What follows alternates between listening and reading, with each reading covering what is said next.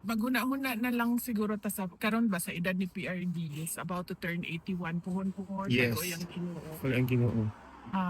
Ang huna-hunaon na lang nato no kung unsa ang makahatag og moral support sa iya. Di na lang nato na huna-hunaon ang ICC because clearly dili man siya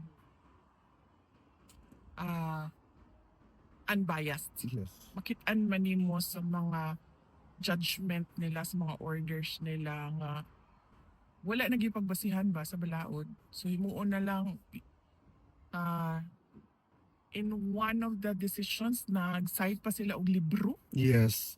Libro, journal, Ginoo ko. newspaper article. Libro.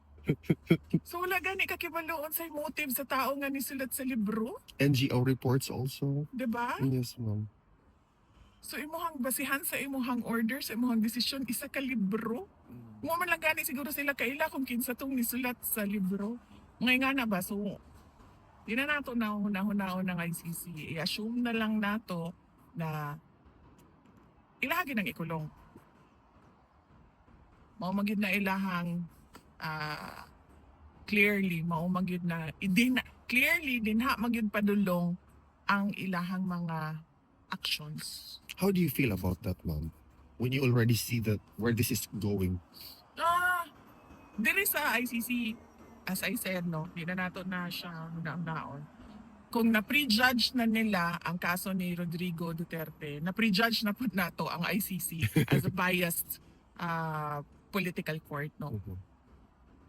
Dili siya court of justice. So, out of the